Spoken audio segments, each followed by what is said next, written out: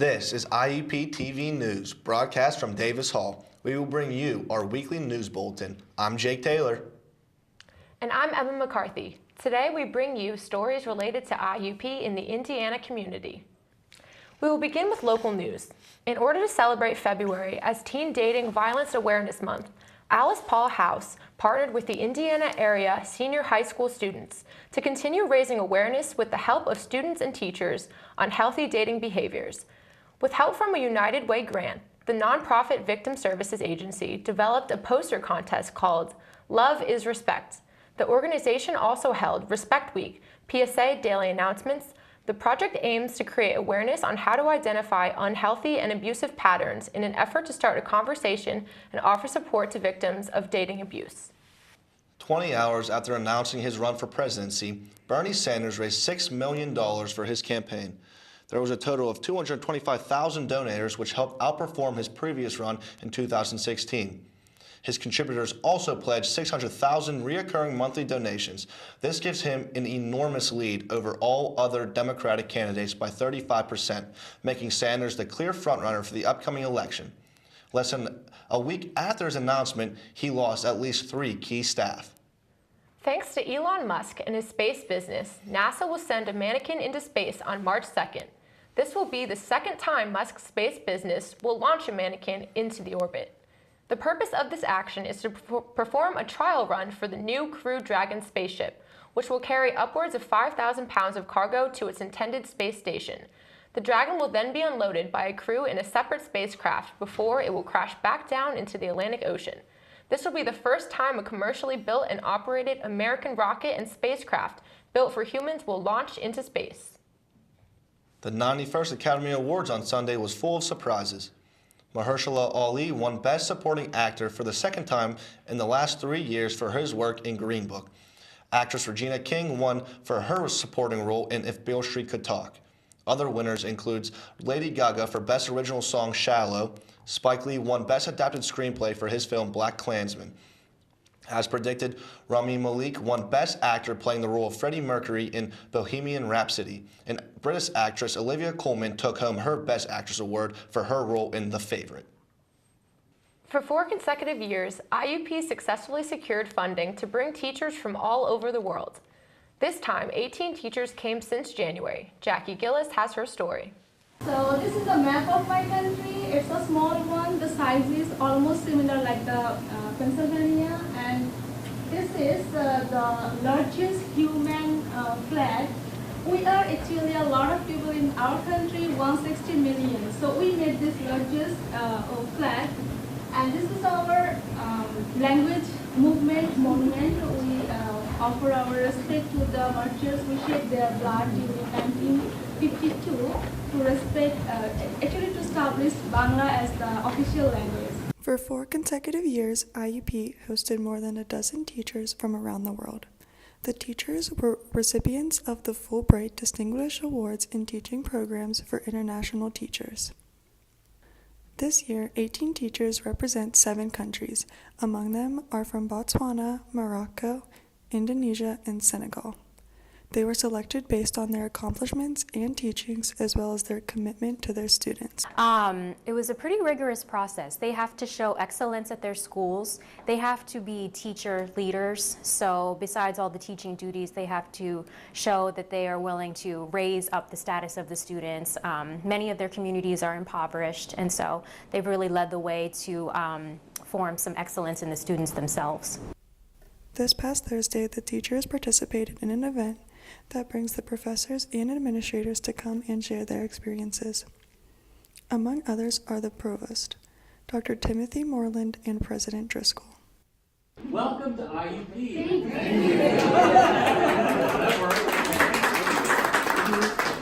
Now that we're 5-ish weeks into the semester, I won't say I hope your semester starts well, but I hope it's going well and you're having a good time. I know that our faculty members are excited to have you here, looking forward to collaborations that are going on, as well as our partners outside the university and school districts and so on, really working together to learn from each other. And if there's one message for all of us here, it is this is a time when you learn from each other, we learn from you, and hopefully you learn a little bit from us and your experiences here, and we take back that learning after you leave us to change how we do things, how you do things, to make them better for our students. And that's what we're all about, of course, is better experience for our students at the end of the day. While they were here at IUP, the teachers had a chance to learn the best practices in teaching. From this program, I got a lot of stuff from for my colleague there, for my friends, teacher friends there in Indonesia, and for my students, especially for my students. Having been in Indiana for a few months since early January, the teachers hoped that they can apply what they have learned in their home countries. Obviously, my main focus is education system. So the teaching strategies, especially the student-centered learning system. The International Education Office has seen that such adaptation is very strong, along with a good relationship and understanding among the teachers. This program has been one of IUP's accomplishments to support development of education around the world, as well as an opportunity for a cultural exchange among secondary teachers all over the world. This is Jackie Gillis reporting for IUP TV News. And now we are reporting a story close to home. In order to support retention and to help students find their study path, IUP introduced University College. Johnny Levan has his story. For the last 5 years, IUP has developed the campus with a few things that they hope can improve education and attract new or transfer students to choose to come here. My major is communications media. I'm a musical theater major. My major is criminology. My major is communications media production, and the main reason I chose IUP is because when I came here, I really thought that the whole department was really personal with who we are. And that's exactly what it is. I know I'm on a first name basis with pretty much everyone, and they all know my name, and that's really important in like an educational environment. Based on the students' input and experiences, currently IUP is beginning to develop a new department called University College in order to help students find their career path. The goal for the college is to really help increase graduation of our current students, to help the student engagement, retention from freshman to sophomore year. So with bringing the University College on this campus, we're hoping to kind of integrate all the services that we have available to students that help them give a strong academic start. And it'll give them a way to explore the things they want to do instead of finding out their junior or senior that they didn't like this major because of the internship they had to do or because of work study that they had to do. I'm in the environmental engineering program. I came to IUP in 2013 as a music major, and I did that for a year. I hated it. I left for 2 years. I came back for international business, hated that too, and now I'm in engineering, and I'm exactly where I'm supposed to be. I like it a lot. The University College is supposed to be available to students next semester, providing them with what they'll call an exploratory major. As it turns out, IUP's retention rate in fall 2015 was 74.5%, and that has dropped to 70.45% this year, which is just 3.75% from the national rate. When thinking about the university, the first thing you usually think about is the library.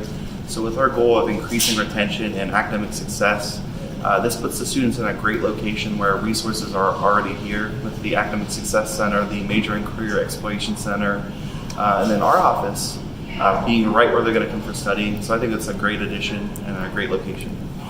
So right now we have undecided majors on campus, and they might be in different colleges, so business or fine arts. But what we are doing is, instead of having undecided majors this semester and next year, we'll have exploratory students. So these are students that are coming in looking to find that major that fits with their likes. And so this allows them to kind of grow into places while they take different courses on campus and look at what the different colleges have to offer.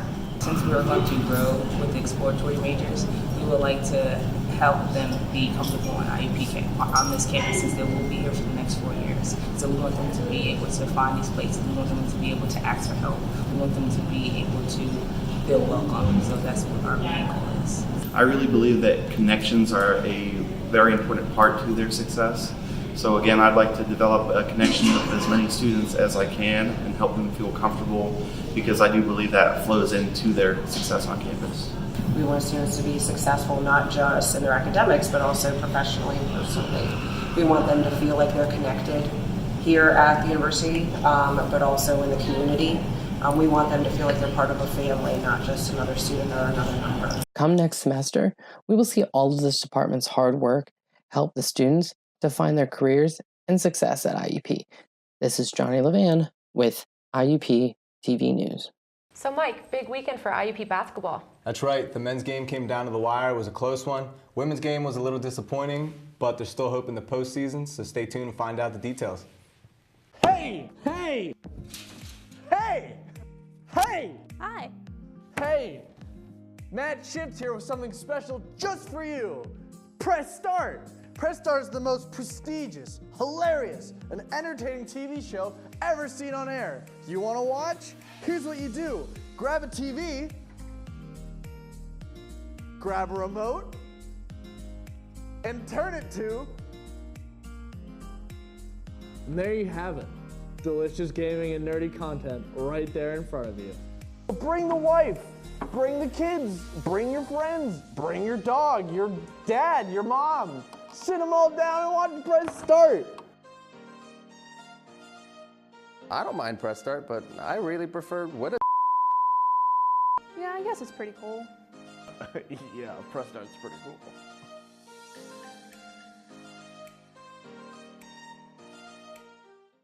The number 2 ranked Crimson Hawks men's basketball team held off the California University of Pennsylvania Vulcans on the road last Saturday. The Hawks came out on top 65-60 coming down to the final minutes after Cal U outscored IUP in the second half. The Hawks sit second in the Pennsylvania State Athletic Conference with an overall record of 24-2 and 17-2 in the division. Although the Hawks' three-point percentage may not have been where they wanted it to be, they still outperformed the Vulcans in every other category, including field goal percentage, free throws, and rebounds. The point guard, Dante Lombardi, finished with an impressive stat line of 20 points, 12 of them being from the three-point range, 3 steals, and 4 assists. After the loss the women's basketball team suffered last Saturday, the Hawks fell to number 8 in the Division II Top 25 Coaches Poll that was released Tuesday afternoon. They fell 5 spots from number 3 heading into the final week of the schedule with an overall record of 22-2. The Hawks are currently tied with Grand Valley State for the 8th spot in the rankings.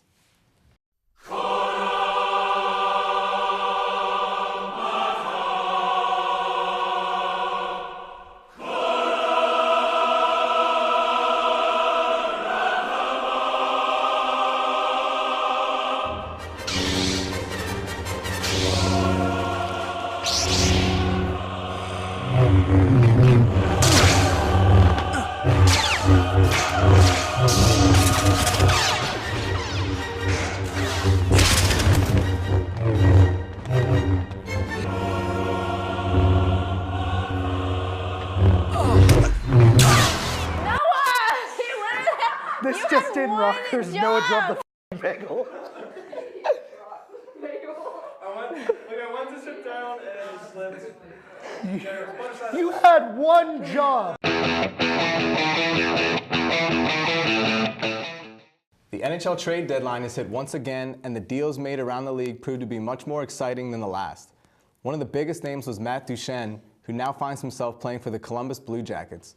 The Blue Jackets gave up forwards Vitaly Abramov, Jonathan Davidson, and a conditional first-round pick to the Senators.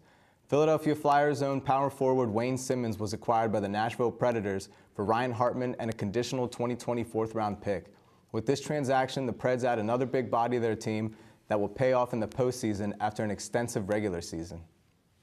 Well, thank you, Mike. I mean, good luck to IUP basketball. That's right. Hey, it'll be a good one. Women's team will look for a postseason run. NHL trade deadline, we'll see if those teams amount something in the postseason too as well. Yeah, I'll see you next week, Mike. Hey, same time next week. Hello, everybody, and welcome back to Too Much Soul, where the only rule is to be fly. We have our 4 contestants here. What's up, y'all? It's your boy Mario. It's your girl Dane. It's Hamaya. All right, and the name of the game we'll be playing is Name Your Favorite Culture Show. Beautiful design. Is there a show that has stuck to you? Double the trouble. Sister, sister. Double the trouble. Do we have some twin action on the board? Oh, okay. All right, now, no pressure here, Maya, but, you know, you got the category 4,000. Can you name a show that has inspired you? My show is Hawk Talk. Oh, that's a good pick right there. Do we have Hawk Talk on the board for 4,000? And there it is, Hawk Talk, Aaron, 9:30 Fridays, Eastern Time, where you got the best topics, the most realest opinions, and tons of laughter, y'all. Come join the family.